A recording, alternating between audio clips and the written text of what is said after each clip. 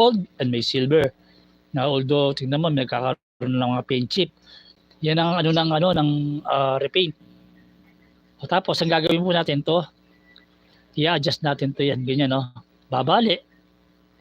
Tapos babali rin ito, babali. Parang ganoon ang posisyon. Ganyan po, o yun. Babali ng ganyan, parang ganyan.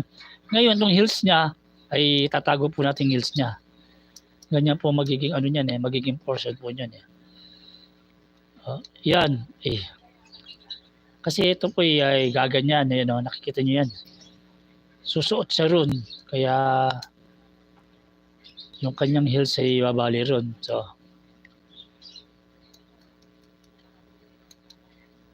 itong ating i-orient na natin na ganyan.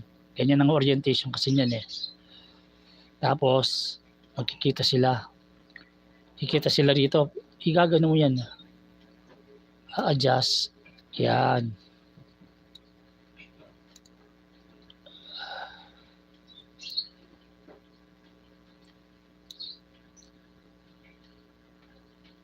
Dali lang. Kailangan nasa proper orientation muna siya bago natin siya i-landing dun sa niya. So talagang portion niya yan. Ganun rin sa kabila. Kailangan i-orient muna natin ng ganun yan. So tapos pwede natin pagdikitin muna ito. Pagdikitin pala itong dalawang portion na ito. Pagdikitin na dyan yan. Pagdidikitin po yan. Tapos ito, gagawin orient lang natin ng ganyan. Na ganyan lang po ang kanyang, very simplistic ang kanyang transformation. Squeeze. Kaya kailangan ito. Tingnan mo hindi nakasentro. Kaya yung balakang po niya, kailangan sisentro natin yung Then ang last touch po ay ito. Itong ito, papasok dito yan. Yan. Ganyan ang niyan, ang orientation niyan. So, nakita nyo na po ang ating si Windblade na yan po ang kanyang tapos ang gagawin nito na lang last touch, tatago na natin yung face niya. Ganyan po ang kanyang kanyang orientation. Na pero pagka lumipad po yan niyan, nakaganyan po yung kanyang Di ba pagka magte-take off muna ganyan. Dahil nandito yung thruster niya, gaganon siya, yung hangin na ibibigay. Pagka nakabalanse na gaganon na yan.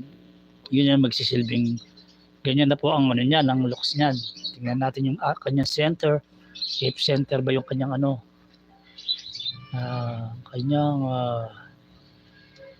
kanyang pagka-orient ay center ba?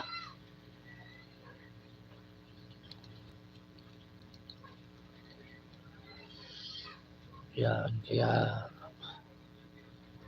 importante ng po na yan. Yan, nakasentro na po. Napakaganda ng kanyang pagka-airplane. Titignan mo. Ito ang kanyang top, ang kanyang side na hindi naman po ganong yung kamay at saka yung pagka medyo slim naman po siya. Tapos pagdat sa sa baba yan, na visible pa rin po yung ating mga hands na itsura. At saka yung chest niya ay nandun. Yun, yung kailangan yung balance ng kukunin natin balanse. So yan na po yung balanse niya. Na isa sa mga maganda rin na pagkagawa na airplane, nakikita niyo po yan. Yan po ang talagang orientation ng kanyang airplane. Na meron po siyang landing gear. Yan, pagka ginanya yan, lalabas yung landing gear niya. Na pag nilagay po natin yan dito, na makikita po natin na it works, kumbaga.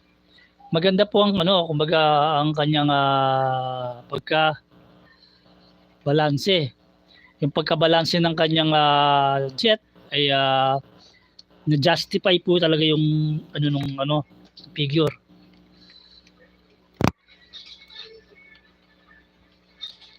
Kaya maraming salamat po sa pagkantabay,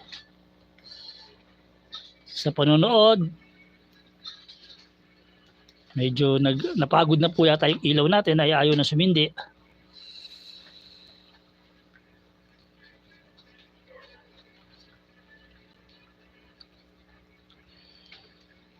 Yan.